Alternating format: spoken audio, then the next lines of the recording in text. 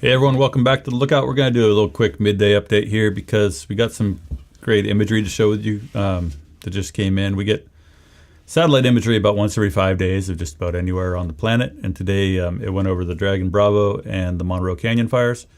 So we're going to show you that real quick. And But I can't seem to find it yet. Sometimes I feel like I'm nothing. thank our sponsors here, keeping us on the air. This is a burn we did this spring.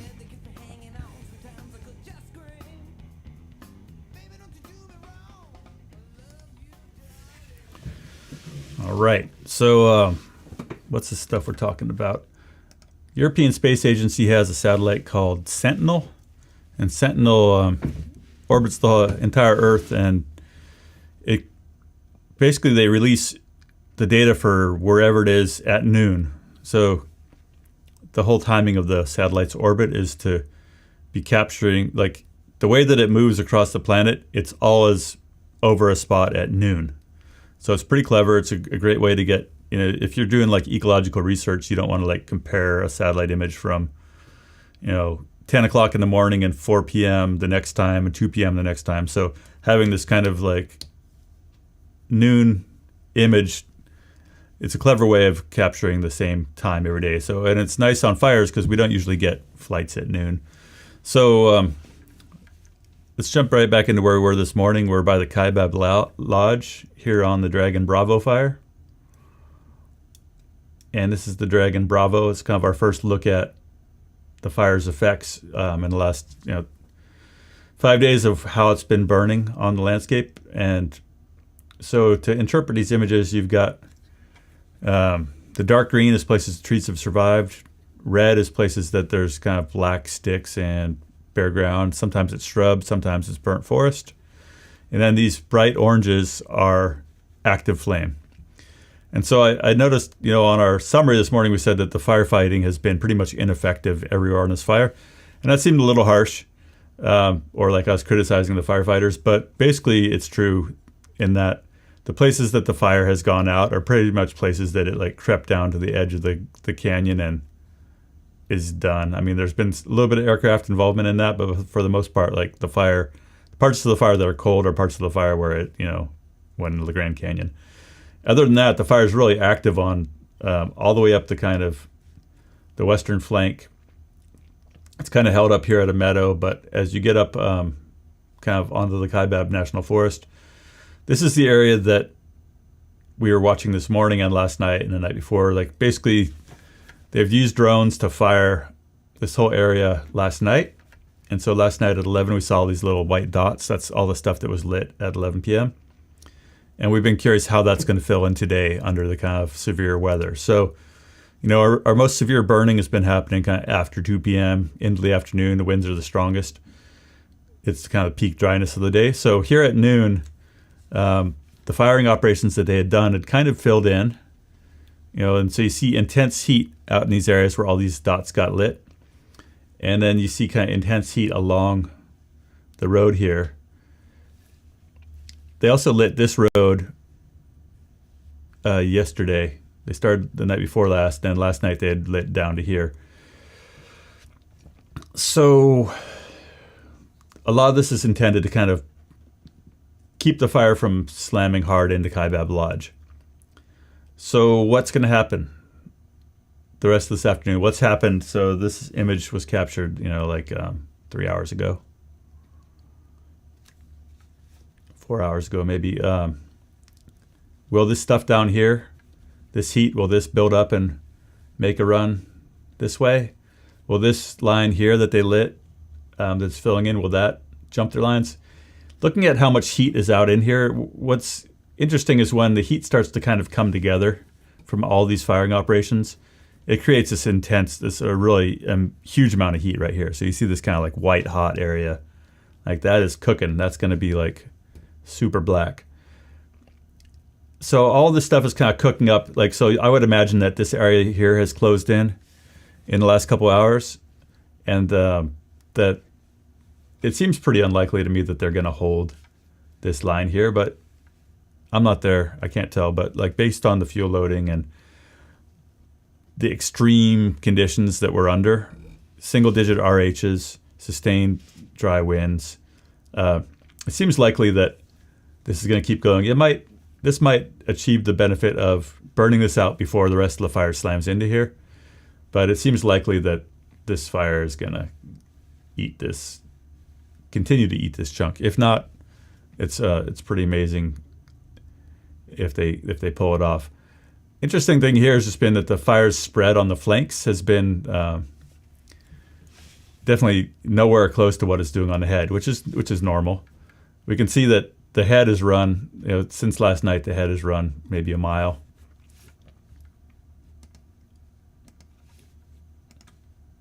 Mile and a half in 12 hours.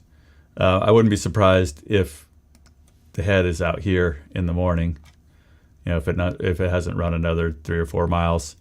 And we've been talking about how this fire potentially is going to, sooner than later, bump into the white sage fire, which is out here.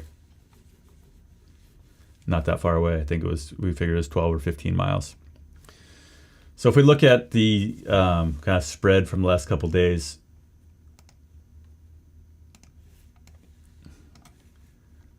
you can see that the flanking spread down here has been pretty minimal, like maybe a quarter mile.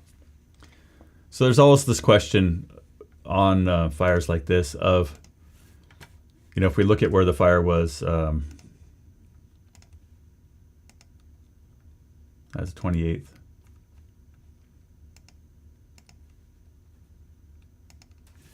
When we look at where the fire was here, they've inserted a lot of heat here since the fire was there. And so there's always going to be the question, if this blows up and burns the lodge down, or if it blows up and keeps cooking, and we've just kind of nuked out this entire area by adding a huge amount of fire that all kind of came together in the peak of the driest day we've had. There's always that question of well, was that a good idea? And it's easy to pick it apart from afar. I'm not there trying to save the lodge, but these tools, these satellite images, give us some good kind of forensic tools to kind of try to make sense of if you're going to light a bunch of stuff on fire with a drone, what's the optimum spacing? What's the likelihood it's going to work? The drones are new, and we've been doing a lot of stuff like this with helicopters, ping pong ball machines on helicopters for a long time, but they're less nimble. You can't really program them. Drones you can program in and say fly from here to here and drop 15 balls between A and B, and you can't do that with helicopters. So this whole new kind of field of drone ignitions is new. People are learning it on the fly. They're learning it today when they're out flying this thing, and sometimes the outcomes are good, sometimes they're bad. But it's an area that we need to pay attention to what's happening, because it's a powerful tool, obviously, to be able to fly around and drop fireballs like God. And some people are really good at it, and every fuel type's different, and there's just a lot to it. So during the Dixie Fire, I think we definitely I talked to a lot of people who felt like the Dixie Fire, it's one of the first big fires a lot of people had been on where we were doing major drone ignitions across large areas. There's definitely people that said I think that having the ability to, just because you have the ability to throw a drone up in the air and light 15 miles of road in 3 days, doesn't mean that you should do that, or it doesn't mean that we got the outcome we wanted. So always nice to get the sneak peek. The other thing to look at here, I think, is just that the fire effects of this fire have been quite severe across this landscape. In a lot of places, as we mentioned before this morning, we've got kind of a bias against high severity fire in the world of fire. But I would bring up this image here, and this is kind of a forest typing map from the Kaibab National Forest, and it breaks out this is for their kind of fire planning. And so the green here, 8,500 feet, is forest with frequent fire. Up here, close to 9,000 feet, it says forest cold. And when you look at kind of their species maps, they've got kind of these different mapping when you get on the forest of pinyon pine, white fir, Doug fir, like Rocky Mountain Doug fir. But you expect different things out of these different fire regimes. So this forest cold type mixed conifer, higher elevation, it's got a different fire regime. It might not have burned as often. It might have burned in the past with a higher severity. So you look at like subalpine fir in Idaho, and the fire regime there is it doesn't burn that often, and then it burns completely, and you don't really like try to underburn subalpine fir. So like right off the bat, when you kind of come and look at this fire severity map, like our bias is that, oh man, red is bad, we killed all the trees. Depending on the fire regime, that may or may not really be the case. And a lot of places, our interpretation that red is bad is based on kind of a perspective that's evolved with foresters and land managers that growing big trees for timber is like the best, highest use of the land. So there's a lot of stuff that goes into kind of trying to pick apart what is beneficial fire severity, what's departed from what it used to be, what are the long-term effects of this. Talking to Stephen Pine, heard him talking to Amanda Monti, he said, well, a lot of these burns, and I'm kind of taking words out of his mouth, he can correct me if he wants, a lot of these burns come back heavy in aspen. So if you're a deer, then that's a good thing. Kaibab hasn't had a real active timber harvest program, and there's not like a big thriving timber industry in northern Arizona. So that's one thing that's different than the kind of economic and industrial effects of a fire like this happening in a place like Northern California, where we have a really well-established timber industry, and big fires wipe out years and years of their supply. So that's the Dragon Bravo interp. Like I said, we'll be surprised. I'll be surprised if this line here holds, but if it does, we'll send some kudos to the ball droppers. That's because they drop balls out of drones. Okay, so we're going to Monroe Canyon here. We are here this morning also talking about the same stuff. Similar in that we've got some of the higher elevation here is like over 10,000 feet, and that the valleys over here are like down lower to like 5,200 or so. This fire, as we said this morning, is fairly calm as far as new heat in the whole midriff, and we've got active fire on the south flank. And today they've got extreme fire behavior on this fire, and you can kind of see some of that. And so one thing we've talked about here before is that alignment, in that like this is making an aligned run. It's got south wind, it's got a fire. They can run up, fuel, downwind. In these canyons here, you see kind of this mixed severity. And some of these places we were looking at this stuff before. When you turn this down,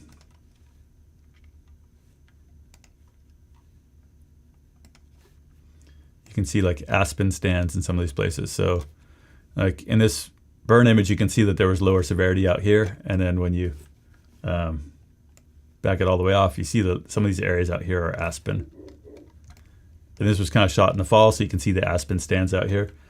And so if we look at our severity here, those big aspen stands are having lower fire severity right now. And then they will kind of expand into these areas around them that burned hot. So a lot of places where there's aspen restoration going on, they're trying to kind of thin around aspen stands because fire suppression has allowed conifers to encroach into the aspen habitat. And deer and elk don't like to eat fir trees, so that's kind of one of those things. All right, so over here we've got a ton of slash piles, looks like. And we look at our planning map, and it was like they were showing places that slash had been piled. I guess that's farther up the fire.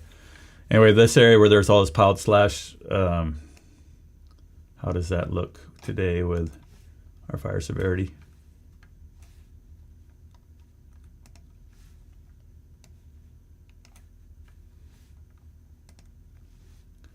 It's all smoked. You'd expect that, right? It's like a giant pile of firewood. So up through this kind of south end of the fire, you've got low severity into kind of like sagebrush, steppe, barren lands. You've got high fire severity in everywhere before the fire that had heavy timber, except these little pockets. You've got pretty high severity in this whole patch that burned on the 25th in one big push, except in the riparian areas. Wet meadows, really, it looks like.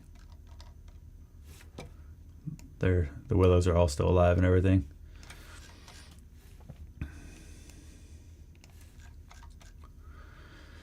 But what's really active today is this kind of south side of Monument Peak. Like there's a huge area of high severity fire happening there right now this afternoon. You can see it spread like half a mile since since last night when it was mapped. The white line is last night. And so that's kind of just burning out that whole bowl, and it's making a kind of slope and wind driven run up along this road. And I'm curious here, when you see this all super hot here, if there might have been a firing operation.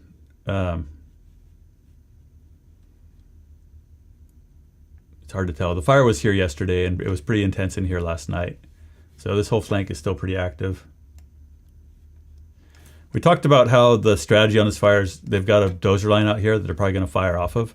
Right now, the fire is pushing hard down towards their dozer line. The fuel type change is going to make it easier for them to hold it once it gets down in the valley. But we were talking this morning, too, about like timing on firing operations and how you have to kind of get your firing operation lit in a way that you can still hold on to before the fire gets there. And so it's tough.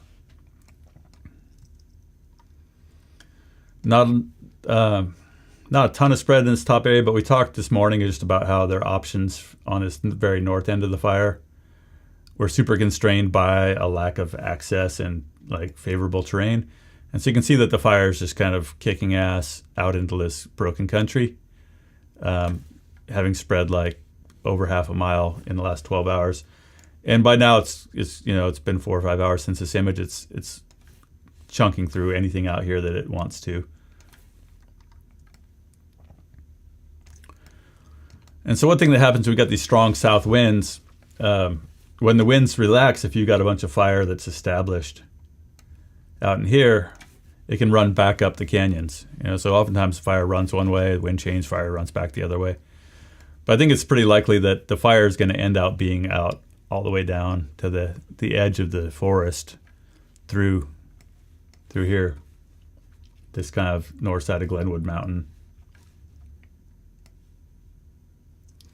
There's some prescribed burns that have happened out here that might help keep that from happening. Like you can see this area here is burned already before this fire. But where you've got this kind of, you got heat out in here, you got these contiguous areas of fuel. Like it seems fairly likely to me that the fire is gonna make its way around through here, and they're trying to figure out, I'm sure, how to protect Monroe. But you've got all this fuel out here that's fairly available to the fire and on the downwind side of the fire. Looking at our ops map here, they've got kind of this road and power line alignment here as kind of identified as strategic line.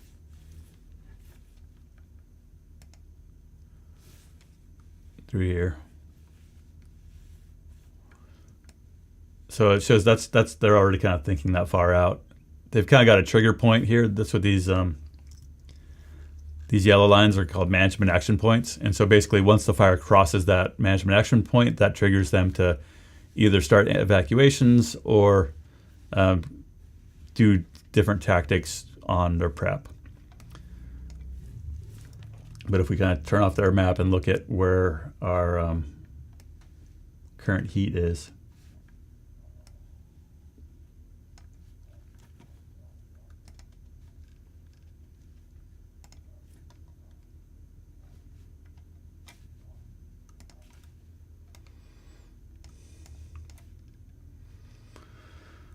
Juggling layers here.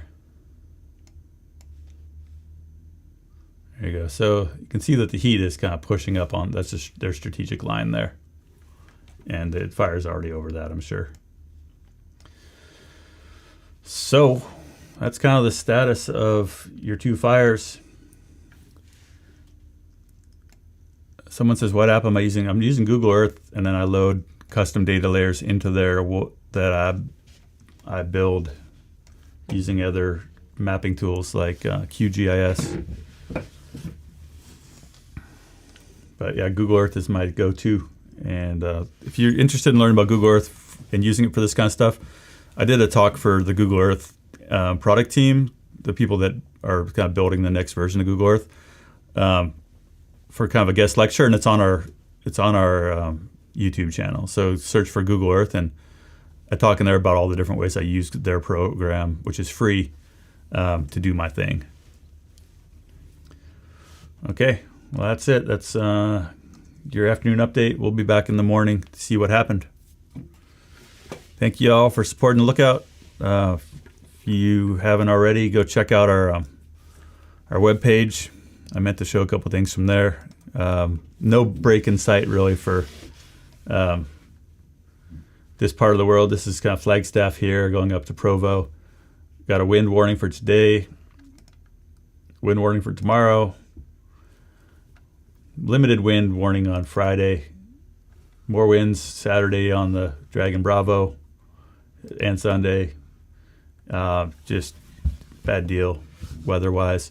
If you look at the current kind of heat satellite here for Dragon Bravo, it's just that whole western flank is super active. And kind of the same up here on Monroe. So both these fires are kind of have an appetite to eat everything available to them, and they're going to burn until they run out of fuel, because we're not going to stop them under these conditions.